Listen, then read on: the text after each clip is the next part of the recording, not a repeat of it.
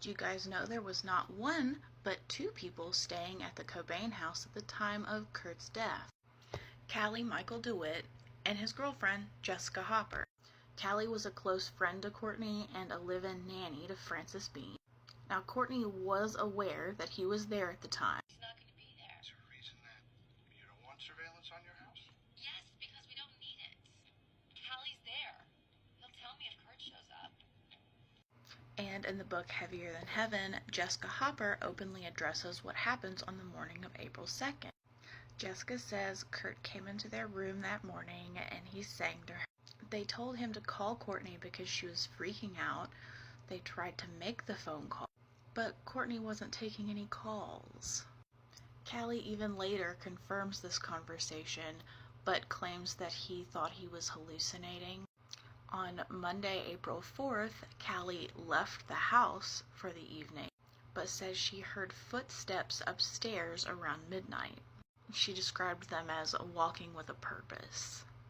And then on Tuesday afternoon, April 5th, Courtney sent Hull's Eric Erlandson to the house to search for Kurt. Now, if you don't remember Eric, I encourage you to watch my Kristen Pfaff video. So now we have Cali DeWitt, Eric Erlandson, and a 17-year-old in the home of Kurt Cobain the day that he died. Jessica says she fell ill on April 6th and then left and vomited in the driveway on her way out, but doesn't explain why. On April 7th, Cali left by taxi, and Kurt's body was found on April 8th.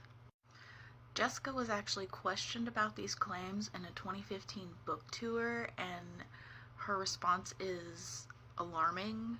According to the Nirvana biography by Everett True, you spoke about Kurt coming back to his house while you and Cali were staying there. That he was in your room chatting and even joking about your shaved head. I don't really want to.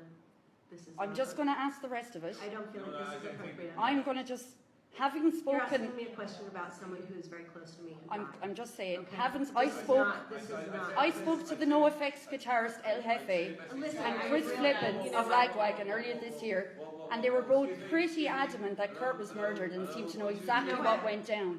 And my thing is, what was your perception of his mood when he did speak to you that morning? When he chatted? She's already said she doesn't want to talk about Are you covering for someone? Is there a reason? That's...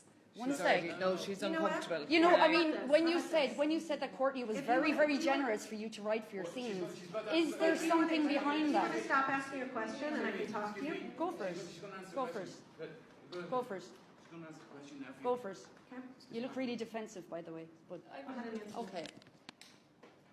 It's really interesting sometimes when people seem to have a conspiracy about someone that you care about really. I understand that. Yeah. You know? Yeah. Yeah.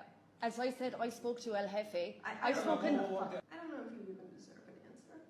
Well, Hang a second. please don't get upset, okay? And Oh, I please understand. don't get upset. You're asking me about someone who was like a family to me. You were in the house though when he was supposed to be missing. Stop it. I'm asking you I don't something. fucking know that. Yeah, I'm asking you.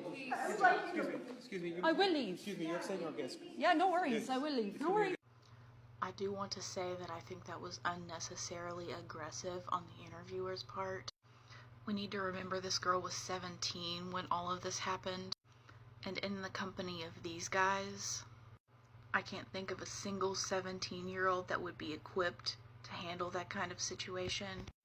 Aside from that, raise your hand if you notice the fear in her voice. And even though Courtney claims that Cali's the best liar she's ever met, she also wouldn't allow him to go through a polygraph. And something else I wanted to address before we go.